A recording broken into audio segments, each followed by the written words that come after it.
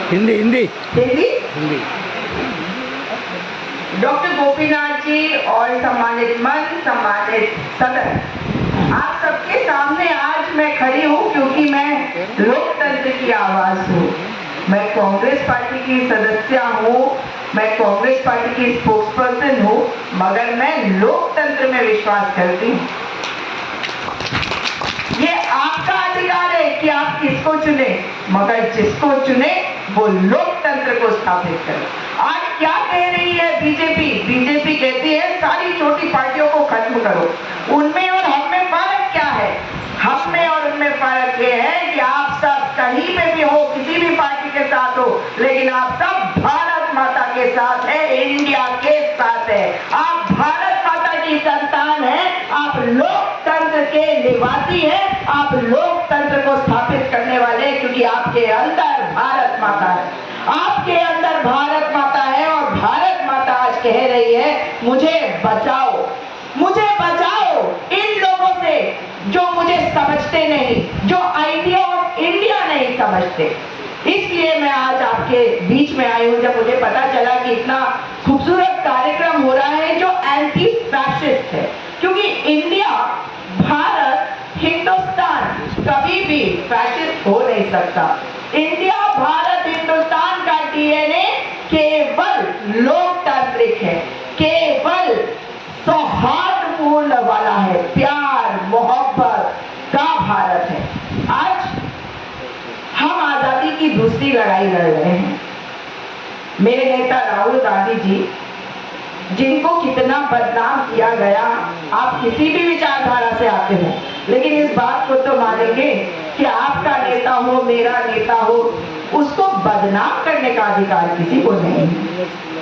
हम, आपको याद होगा, पहले कहते थे कि जिस दिन वोटिंग होती है, जिस दिन चुनाव का दिन होता था, हम कहते थे अब लोकतंत्र का फेस्टिवल है, पर्व है, बहुत सारी दुकानें सजेंगी, बहुत सारे लोगों को ऑप्शंस मिलेंगे, आप जाकर अपने नुमाइंदे को चुनेंगे, यही तो कहा जाता था। आज क्या कहा जा रहा है कि आज सबको खत्म कर दो, एक राष्ट्र, एक नेता, एक दल कर दो। आप तो देख ही रहे हैं, पहले मोर पाला था, देखी थी आपने वो फोटो हमारे प्रधानमंत्री जी की, जहां वो मोर को दाना खिला रहे थे। कोरोना के समय में लोगों को कह रहे थे कि ताली बजाओ, थाली बजाओ, मोमबत्ती और दिया जलाओ। साइंटिफिक टेक्सटों की बात नहीं करते। आज जानते हैं वो मोर कहाँ है? उस मोर के पंख को लेकर कल प्रधानमंत्री जी समुद्र के अंदर उतरे थे। मतलब मोर तो हो गया नो मोर। यही है इनका तरीका। इसलिए जो फैशिस्ट होता है ना, जब आपको ज्यादा प्यार करता है तो उससे आप कहिए भाई हम हो गए हैं सावधान, मगर अब हम उस जगह को भी पार कर चुके हैं, क्योंकि वो खतरा हमारे घर के अंदर आ गया। आप देख रहे हैं कि किस तरह से माहौल पूरे देश में खराब किया जा रहा है। हमें इस माहौल को खराब करने वालों से बचना होगा। आपको याद होगा जिस वक्त कोरोना आया, उस वक्त हमारे मजदूर पूरे देश से चल रहे थे और प्रधानमंत्री जी की सरकार, बीजेपी की सरकार के वकील साहब सुप्रीम कोर्ट में खड़े होकर कह रहे थे कि सड़क पर कोई नहीं है। क्या आपने और मैंने नहीं देखा उनको? क्या आपका दिल नहीं रोया? क्या मेरा दिल नहीं रोया? उस वक्त वो गरीब मजदूर अपने घर जाने को तड़प रहे थे, खाने को उनके पास नहीं था कुछ भी, और प्रधानमंत्री जी क्या कर रहे थे? मोर को दाना खिला रहे थे। वही मोर जो आज हो गया नो मोर। लाइनों में खड़ा करने का ये शौक है। नोटबंदी के सामने आपने देखा, नोटबंदी ले आए, किसी को नहीं पता है, और अब ला रहे हैं छोटे छोटे दलों को जो हार चुके हैं बारी बारी। आ जाओ भाई। पता है क्यों? क्योंकि वो डर गए, वो इतना डरे हुए हैं कि वो शायद खुद से बात कर रहे हैं, क्योंकि किसी की सुनते तो है नहीं, अपने मन की बात बताते रहते हैं। और इसी कारण से आज आप सब नौजवानों को सामने आना है, क्योंकि आप लोगों को अपनी भारत माता को बचाना है। आप आपके अंदर जो भारत माता है, उस भारत माता को सामने लाना है। वो भारत माता कभी पार्वती का रूप लेती है, वो भारत माता कभी काली माता का रूप ले सकती है, वो भारत माता प्रेम और त्याग की मूर्ति है, मगर वो भारत माता लोकतांत्रिक है।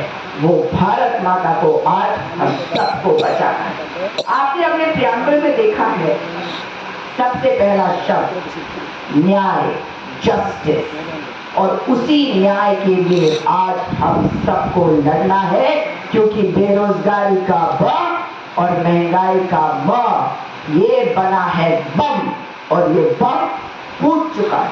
मगर इसे छुपाने के लिए, इसे दबाने के लिए बीजेपी की सरकार माहौल बनाती है, झंडे जगह जगह लगा देती है, मगर झंडों से पेट नहीं भरता, झंडों से खाना नहीं मिलता, फसल नहीं उगती।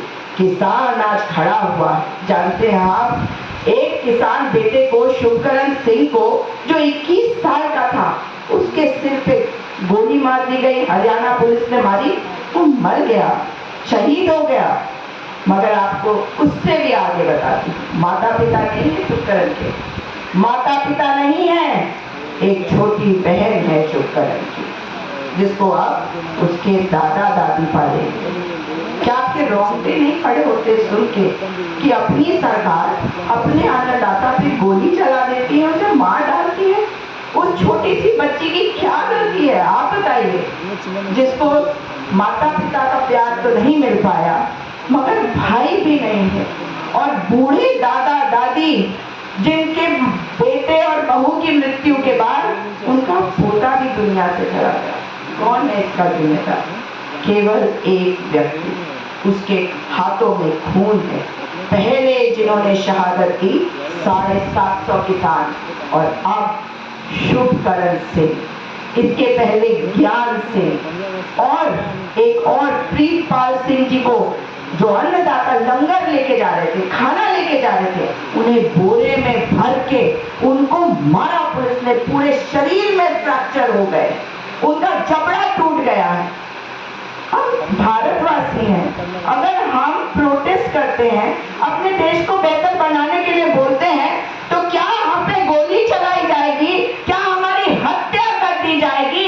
ये कैसी सरकार है? ये तानाशाही सरकार है, और आप सबको इस बार एक साथ आने की जरूरत है, और केवल इंडिया को जिताना होगा।